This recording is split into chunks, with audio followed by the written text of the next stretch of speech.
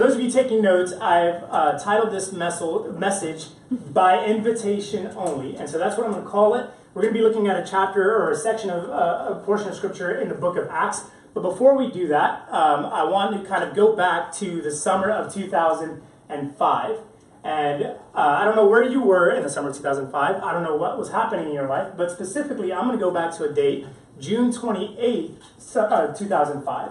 And for me, on June 28, 2005, I was sitting in the Orlando International Airport trying or planning to make a cross-country commute to visit the girl of my dreams, Krista. Yeah, that's right. So traveling from Orlando to Dallas-Fort Worth, and then making a connecting flight in Dallas-Fort Worth to Portland, Oregon. And so I get to the airport on time, whatever it was, 2 hours or whatever it needed to be at the time. And we get there, and I'm waiting to board, and I don't remember exactly how long, but just prior to boarding, it was like a late afternoon flight, we received notice that the plane's going to be delayed about an hour. And so no one loves that, no one likes that, whatever. Plane's delayed. Hour comes by, make another announcement. There's still a delay. We don't have any answers yet. We'll let you know soon when things are going to be available or what's going on. Well, then the third announcement, it comes out, hey, there's a mechanical issue on the plane. And so the plane, we're trying to resolve this mechanical issue. And then everyone gets all upset, right? And to me, I'm like, no. You don't want to fly on a plane that has a mechanical issue. This is not something to get upset about. Yes, mechanical issue, great. I'm glad we're on the ground. And because the last thing you want to be is 35,000 feet above ground, and someone says, hey, everyone, we have a mechanical issue, and so we're going to be coming down probably quicker than you expected. And so we're like, okay, delay, whatever. By this point, it became clear, the time frame, my flight in Dallas was supposed to take off about 8 p.m. or something like that, Dallas time, and so it became clear I wasn't going to make this flight. And so they're letting us know, hey, if you need a voucher or if you want to transfer to a different flight, we'll give you a voucher or whatever. I'm like, heck no, there's this pretty girl across the country I need to see, and I'm going to get there no matter what it takes. And so I decide I'm going to stay on this flight. We get on the flight, they're like, all right, well, they'll take care of all your arrangements when you land in Dallas as far as your connecting flight the next day, as far as hotel, all that stuff. So we finally board, get on this plane, safe flight, no mechanical issues, praise God, on the way to Dallas. Land in Dallas about 10:30, 10:45 at night, okay? We get off the plane, they're like, here's your hotel information, there's a hotel right here connected to the airport, you'll be, staying there, we've got everything secured, arranged for you, whatever. And then I was one of the first ones to deboard the plane and get off the plane. And so they were like, well, we don't have a seat for you on the next flight, but we can place you on standby for the first flight in the morning.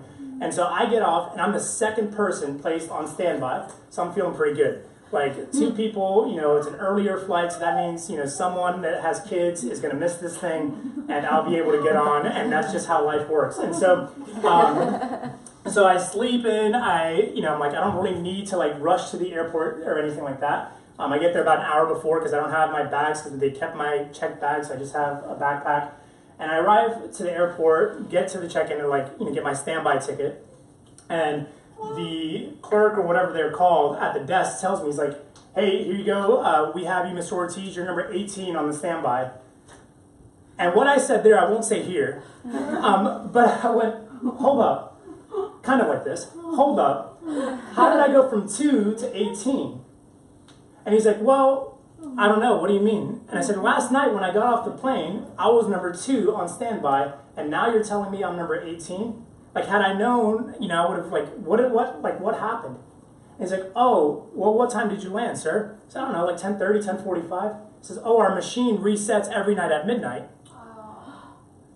And so, because it reset, you lost your position, and so now you're back on standby, so you're number 18. No bueno. Yeah, it was not good. And what I felt was not good, and he's like, well, what we can do is there's a later flight that leaves tonight. It flies from here to El Paso, Texas. You'll fly from El Paso, Texas to Nevada, and then from Nevada to Portland. I'm like, who do you think I am? I'm like, this is not, no part of me wants to go to El Paso, Texas. And so I turn that down, whatever. I go wait and stand by number 18 line. There's no way this is coming. It's like being 18th in line asking the prettiest girls to dance. It's just not going to happen. And so I get, in line, miss the first flight, miss the second flight, miss the third flight, and by the third flight, I'm only moved up to number 12 on standby. So it's like, I'm not going to get on standby on anything. And so finally ended up having to contact American Airlines and say, listen, this is unacceptable. You've got to figure out a way to get me somewhere else. So they ended up purchasing a ticket for me to fly they flew me from Dallas to Houston and then purchased a ticket on Continental Airlines to fly from Houston to Seattle. Krista would have to drive 3 hours north to Seattle to pick me up, and then I'd land there and we'd drive 3 hours back down to Portland, Oregon. And when it was all said and done, after I made all this, it took me only 32 hours. And so only 32 hours to get from Orlando, Florida to Portland, Oregon. Now, if you think about that, it's pretty incredible. I had my own mini version of the Oregon Trail. I don't know if you ever played that game or get this entire I didn't get attacked by wild beasts. Yeah. I didn't have to fight malaria or anything of the sort. Your ox didn't die. Yeah, my ox didn't die. So we'll explain it to you later, Fizz. When you think about it, you'll hear this in some sort of American class. But 32 hours, it was kind of bizarre experience, but I wasn't happy about it at the time. But when you think about I joke about this Oregon Trail, back in the day, that journey, would have taken 4 to 6 months, this Oregon Trail thing of being in a wagon and making across. So the fact that I made it 30 hours was, a little over 30 hours was reasonable. But in today's age, it's just not acceptable, right?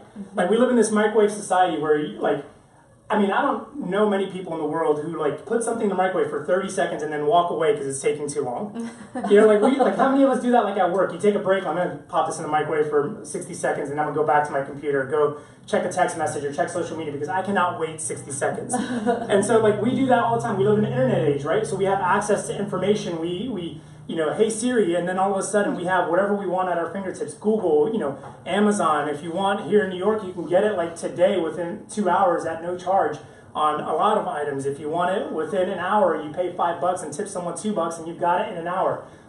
We live in this day and age where things happen so fast and we have far more access to information. We have far more access to resources in a way that's far more efficient, far more timely than maybe we've ever experienced. And even though this is back in 2005, there was still that sense of this should be going faster than it actually is. And I often think about that, how quick we are to imagine or forget about something, forget how good we have it. And a lot of times this hits me when I'm reading through a passage or a story found in the book of Acts. And the disciples, and I start thinking about what could they have done, with airplanes? What could they have communicated with FaceTime? What could they have done with the internet and with access to transportation? How fast could they have accelerated the work that they were trying to do? And of course, they didn't have any of that stuff, yet they were still able to take the gospel and spread it all around the world. And that's what the entire book of Acts is about. It's about taking the gospel worldwide and, different peoples who haven't heard about it, different nations, different tribes, different groups. And so it's this story or collective of stories that telling of how the gospel was being distributed worldwide with people who didn't have access to the basic commodities that we have. Yet, that didn't change their mission, nor does it change ours. And God's not giving us a pass, and God's not saying, well, they did that back in the day, 2,000 years ago, but you guys, you know what, take a break. You work too hard as it is, so don't trust yourself. That's not how God plays it, right? We still have this task, if you're a follower of Jesus, and the responsibility of communicating the gospel and sharing it and spreading it and revealing God's heart and God's love for people all around the world. And that's where we come into tonight and thinking about, this week or this part or this aspect of the Christmas offering, and shedding and spreading the gospel and helping take it beyond these four walls or take it beyond our future four walls to people and connecting with people who don't know about the gospel or who maybe haven't considered the gospel as something pertinent or relevant to their lives. And there's one story in the book of Acts that I guess in a very particular way resonates with me when I think of this idea of using something like the power of the internet to share the gospel. And it's found in Acts chapter 17. And so if you have a Bible, you can turn over there. I'll read verses 16 through 20. And this is about the Apostle Paul and his time in the city of Athens. And so this is what it says in verse 16. It says, While Paul was waiting for them in Athens, he was deeply troubled by all the idols he saw everywhere in the city. And so he went to the synagogue to reason with the Jews and the God-fearing Gentiles, and he spoke daily in the public square to all who happened to be there. Verse 18, he also had a debate with some of the Epicurean and Stoic philosophers. When he told them about Jesus and his resurrection, they said, "What's this babbler trying to say with these strange ideas he's picked up?" Others said, "He seems to be preaching about some foreign gods." Verse 19. Then they took him to the high council of the city, and they said, come and tell us about this new teaching. You're saying some rather strange things, and we want to know what it's all about. Now, if you notice in this passage, it says nothing about the internet. And that may come as a surprise. Nor does it say anything about giving. And it also doesn't say anything about Christmas. Which then makes you wonder, like, what the heck are you talking about? But it's pretty simple. Like, Paul's message didn't change, but the medium in which his message was communicated did change. And I don't know if you picked this up, but there's actually three different, or a progression, I guess, of environments, a progression of spaces that Paul went through in this. In verse 17, it talks about how Paul started off in the synagogue. Then in verse 18, verse 17 again, it talks about the public square. Then it talks about the high council. And these different spaces were spaces that Paul was in, but they all have kind of different meaning or different significance to Paul and the people or the characters that are in this story. And so here's what I mean. Like, the synagogue, this is a space that was comfortable to Paul. It was comfortable to him. And here's what I mean. Paul was a Jew. Paul grew up a Jewish kid. So he was familiar with the synagogue. In fact, he was highly trained in the ways of the synagogue and the Jewish law. And so Paul, like, when he went to a synagogue to hang out or to talk with people or to preach about something, the synagogue was a space that he had known his entire life. It was extremely comfortable to him. It wasn't something that was unfamiliar. It wasn't like he was walking into something that was like, well, I don't know about this space. So for Paul, the synagogue was extremely comfortable. Then it talks about how he moved from the synagogue into the public square. And the public square was something that was familiar with everyone.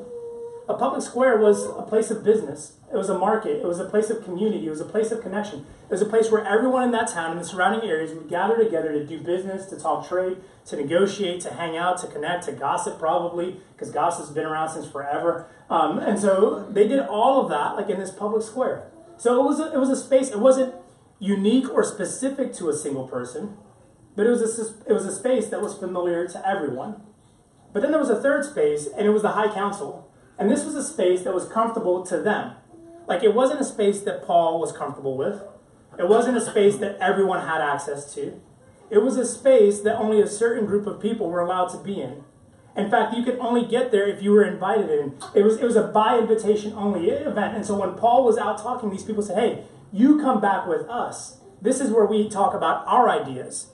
This is where we talk about our philosophy. And yeah, we don't even know what you're talking about, and it sounds weird, you're babbling, it's strange, it's bizarre, it's different, it's odd, but we at least want to hear about it and entertain it in our space, in a space that's comfortable to us and familiar to us. And this, like, though we may not see it this way, these spaces and these kind of places exist in our world today. Like, when you think about the synagogue, all the synagogue is church. Like, how many of you grew up in church, like basically like from a teen years or on? Okay? So, like, overwhelming majority of us. So when we think about church, like, we knew church. We grew up in church. Like, I can tell you story and story and story about sitting in church in, quote, big church with my mom, falling asleep or making some weird noise and her going, psst, and, like, pinching the crap out of me, you know, like, to keep me lined up. I'm like, why don't you have some sort of kids thing or whatever, like something, you know? And it's like a Spanish service, so it's like 4 hours, you know? It's like, good God, like, what are we doing here, you know? Like, there was no iPads, there was no iPhones, there was no, like, I mean, Jesus got it made, you know? Like, we take her somewhere, like, you know, we used to joke, like, Chris and I used to joke, like, oh, we're never going to be the parents who, like, just put an iPad in front of their kid at a restaurant. Man, it took 2 times out. Like, get those headphones, those noise-canceling headphones, you know, put those things over your ear. We're enjoying our meal, and the next thing you hear, what'd you say? And it's like her screaming at the top of her lungs because she can't understand. Like, we're totally those parents. But listen, that's how it was in church, right? Like, we grew up in church. We know church. It's comfortable to us. Even if it's not our preference of church. Like, we know the rhythm, right? Like, they're going to sing some music. There's going to be someone talking. You know, they're going to ask for some money. And then they're going to dismiss us. And, you know, hopefully that's about as awkward as it gets. Like, we know that's how it goes. By the way, like, you ever think about, like, someone who's not familiar with church, like, what sings, like, Christian karaoke? Like, they show up and, like, oh, these people are singing, like, Christian karaoke, and everyone knows the words. Like, but they don't. Like, that's because it's comfortable to us. Like, we don't even see those things. You know, when you think about the public square, like, we don't have, like, I mean, believe it or not, outside of New York City, there's not a lot of places that have, like, gathering squares. But the public square today is like the internet. It's the space where everyone hangs out. The Googles, the Amazons, the Facebooks. Like, the internet, like, online, every single one of us, within 10 seconds, could pull out a device and get access to just about anything we want or need online. This is a space that everyone is familiar with. It's a space that everyone gets. It's not like you meet someone, at least not in the United States, who's like, oh wow, what's the internet? I've never heard about that. Like, what's this thing you're talking about? Like, I'm unfamiliar with that. Like, everyone knows what the internet is. Everyone accesses the internet. Everyone engages on the internet. Everyone spends time on the internet. But in this third space, you know, this idea of the high council, this is the way, like, to me, the way I understand it, or the way that I see this, it's phones and devices or computers or however you want to kind of label that. But here's why. Because though there's a bunch of stuff on the internet, we all understand and know that the internet can be extremely cluttered. And there's a lot of noise. And there's a lot of things that we don't even care to engage in. But the moment you click on a site, the moment you accept a friend request, the moment you give permission for someone to get onto your device, you've invited them in to a part of your life. You've invited them in to shape your views. You've invited them in to shape your perspective and maybe even shape your experience. But no matter what or how much content or how much stuff is available online, like, it won't come to my phone, it won't get to my phone, or it won't get to my computer, short of me inviting and giving them permission. It's an invite-only type of thing. It's not happening. We call that spam, or we call that malware, or we call that hackers, or we call that illegal. Like, short of me giving permission for that stuff, it just doesn't happen. And yet, this is the space where I think everything changes. This is the space, like this is the opportunity here where people all of a sudden start to give a connection. Because yes, the internet, like, has a lot, but the gateway for a person's heart, a person's being, a person's, like, mind, and what they're thinking about, or what they're contemplating, or what they're considering, begins as simple as something that hangs out, like, in their pocket every single day. Something that we all check minimum 85 times statistically a day. Like, this thing here, this idea, like, all of a sudden, like, gives permission. And why this space matters is because once you get invited into this space, everything changes. Because when a person invites you into a space that they're comfortable with, you get to see the real them. Like, you ever had somebody you worked with, a coworker, and so they're like, you hang out, you're kind of amicable at work or whatever, and you talk, and then, like, at some point in your friendship or whatever, like, there's enough, like, trust and equity where one of you says, oh, let's go hang out, or, like, they say, hey, let's go hang out over at, after work, we'll go to this bar, we'll go to this restaurant, or we'll go meet up someplace. And you meet them in a space that they're comfortable with, like something that they've invited you to be a part of. And all of a sudden, like, that person kind of becomes, like, a different person. Like maybe a little bit too wild. You're like, yep, like, I didn't see that through your shirt and tie. And, like, I didn't understand that aspect of who you are. I didn't get, like, my cousin's this way. You meet her, she's, like, reserved, she's kind or whatever. But then, like, you connect with her, particularly, like, on Facebook, and you're like, who is this woman? Like, she is, like, funny, hysterical, like, outlandish on some things, like, bold and all these other things. But then, like, upon, like, first impression, you're like, oh, she's quiet, timid, she's probably really shy. But when you get her in her space, like, in a spot that she's comfortable, like, the real her comes out. And the thing about this is, like, where there's comfort, there's openness. Like, when someone is comfortable with something, they're open to something. Like, think about your own relationship with Jesus, and here's where I'm going to make it personal for you. Because Jesus met you wherever you were at. Whether you met Jesus at age 10 or age 20 or age 40, like, Jesus met you where you were comfortable. Even if you didn't like yourself then, even if you didn't like what you had done then, even if you felt that Jesus or God or, whatever your impression of Jesus or God was at the time, didn't like what you had done then. He didn't say, hey, you come over here where it's comfortable for me. He'd even stop and say, hey, let me meet you in a middle ground somewhere. Let's meet up at Union Square. That's a little bit safer for both of us. I mean, God, no, it's not. Like, he didn't say, you know what, like, hey, I know, like, that's where you are, but, like, that's a little bit too far of a walk for me. It's a little bit too far of a reach for me. It's a little too messy for me. It's a little too dark for me. It's a little too hopeless for me. When Jesus met you where you were, he met you in a space that you were comfortable with. Even if you didn't understand that you were actually comfortable in that moment. And your level of comfort, that moment of comfort, actually lended itself to you being open about the possibility of a relationship with Jesus. Because you felt, man, there's this possibility or this prospect of a God who cares about me where I'm at here today in this moment. And that my past is not too messy for him. My future is not too, like, clouded for him. My present is not too, like, untouchable for him. Like, he's comfortable with me in my comfort zone. And he's willing to engage me here in this moment, and he's willing to meet me here in this moment. And that, in and of itself, lended itself to you thinking, well, maybe this Jesus is for me. And that maybe turned into, okay, now I'm getting serious about this. And that seriousness started getting into, okay, yes, this is for me. And that yes, this is for me radically transformed everything about who you are. For today, for tomorrow, and for eternity. All because Jesus said, you know, I'm willing to meet you where you're comfortable, not where I'm comfortable. I'm willing to connect with where you're at, not where I'm at. I'll go all the way. I won't go halfway. And so when we think about, like, giving to an offering, when we think about, like, investing in time to go online, like, or to push stuff out online, what we're talking about is doing something that helps people connect where they're comfortable, not just where we're comfortable. Listen, I can invite someone to church all day long because it's familiar to me. It's safe to me. I know me. I'm not going to say something like totally crazy. I mean, I'll say something kind of crazy, but not like so crazy that someone won't like me. At least not, I don't think about that. But you know, like Jesus said, I'll meet you where you're at.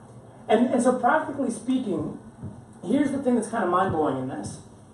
We've not really made any sort of like strong effort to do like invest in super nice stuff or whatever, like as far as like equipment goes, or like do any sort of promotion behind anything. We've just put out what we have using, you know, the limited resources that we have in terms of video stuff, audio stuff, like. And the crazy thing, I was looking back at this over this week, and like just from the sermon videos, like the things that we put out, they've been viewed totally over 1,700 times in 6 weeks. Now think about that. 1,700 times in 6 weeks. You can call it a 3-second view all you want, but the statistics say people are watching for hours on end. And it's not even that good. What? You know what I mean? Like, I'm not saying my teaching is bad, but I'm saying like the quality, like, you know, all this stuff, like it's not even like hyped up, it's not overly produced, it's not like anything super flashy. We're a group of 12 people sitting in a living room, yet some reason 1,700 times people felt it was worthy to watch and connect with. You think about like the Meta Church app. Like, you know, this thing's developed or whatever, it's good, it's functional, it works nice, it looks nice, it has like some great content and resources on there. But 43 people use that on a weekly basis, somewhere in the world. I don't know who those people are. Like, I don't even know if 43 people would be interested in downloading an app, to be honest with you. Let alone using it on a weekly basis and spending like minimum, it doesn't sound like a lot, but 1 minute and 27 seconds per use to engage content on their phone. They're giving us permission, saying, hey, where I'm comfortable, you're meeting me there. I'm willing to connect there. I'm willing to watch there. I'm willing to read there. I'm willing to engage there. I'm willing to experience transformation there. There's a story of a lady, her name's Courtney.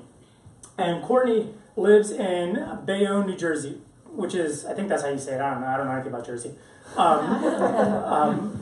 But it's somewhere like not far outside of Manhattan, like I think south of Jersey City.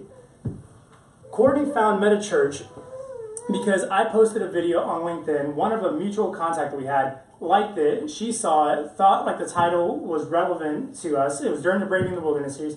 She started watching online and realized like this video is exactly what I needed. She had recently gone through like a miscarriage, had been laid off the week after finding out she just miscarried. So her and her husband like are going through the situation. Braving the Wilderness is like, this is exactly where we're at, this season that we're at. She reaches out, emails, and says, I've been watching this. This is, my situation. And she shares some of her story.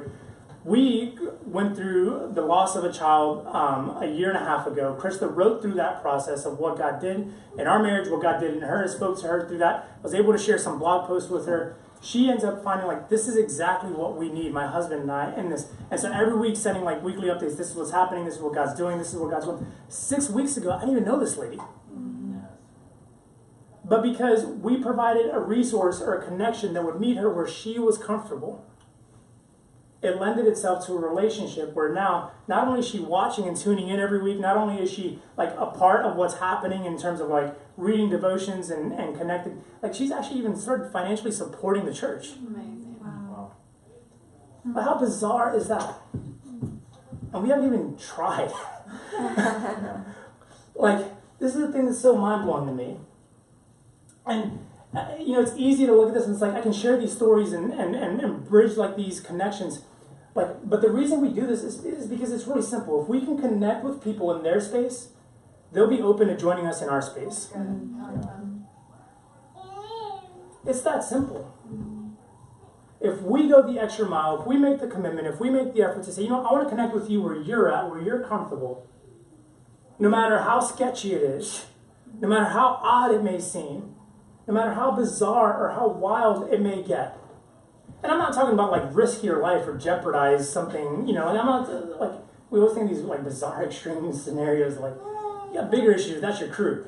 But like, I'm talking about like, like within, I don't even want to say within reason, but we know what we're talking about here. Like, we're not doing these like worst case scenarios.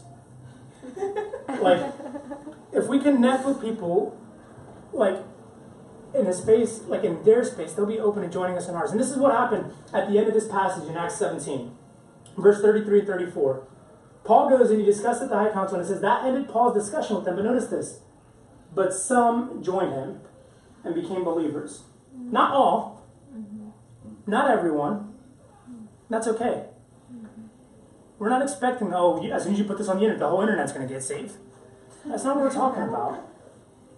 We're not talking about everyone. We want to connect with as many as possible so that some will join, so that some will believe, so that some will be transformed, so that some will become different, so that some will find hope, so that some will find life, so that some will experience the newness that Jesus promised to each and every one of you and each and every one of them. Yeah. And so I'll leave you with this tonight. Like, on a more personal note, yes, giving to the Christmas offering. Yes, this is why we're doing this. Yes, this is why we want to invest in this, in technology and equipment, like better, like camera stuff, better lighting stuff, audio stuff as we move forward into this next season. Like, that's important and critical. But for you, what are you doing to connect with people in their space? The relationships you have in your life, the friendships, the people, the daily interactions that God has placed in your life for purpose and for intent. Like, what are you doing to connect with them? Now, it's kind of weird to just say, hey, I'm coming over to your apartment tonight at 7. Don't worry, I got the takeout. I'll bring it over. That's a little weird. So it's not like you're not forcing yourself on someone. But what are you doing to bridge the gap? What type of friend are you being? What type of listening ear are you providing?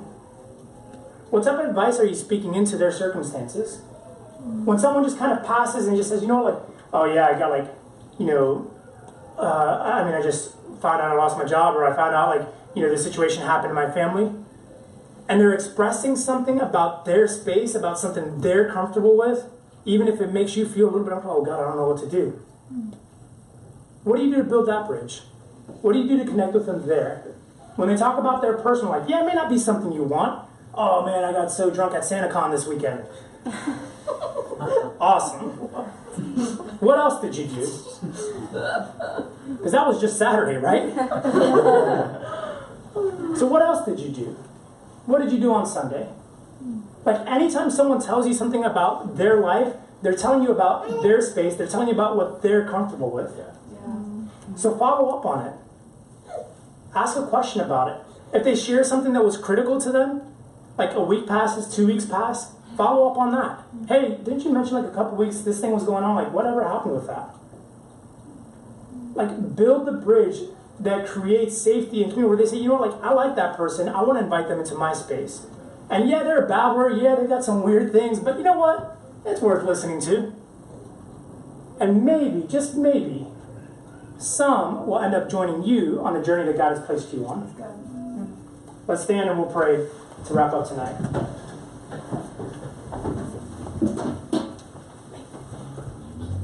Father, tonight we give thanks for your word, God. We give thanks for the different spaces that you created. God, knowing that different people in different parts or different stages of life are going to be engaging and connecting in different areas. Some in the public space, some in a familiar space to us, but most of them in a space that's comfortable to them. And so, God, you've given us a vision, you've given us an understanding. God, now may we take that and actually do something with it. Amen. It's not just good enough that we hear it and think, oh, wow, I never thought about it that way. But now that we have thought about it that way, it's up to us to do something about it. Yeah. So whether that means we give, Lord, whether that means we pray, whether that means we follow up on conversation, God, whether it means all three of those, because I believe it does. Lord, may we act on it in faith and in belief and expectation that you're going to use it, that you're going to multiply it, and that you're going to bless our efforts, God. We pray all this in Jesus' name. Amen.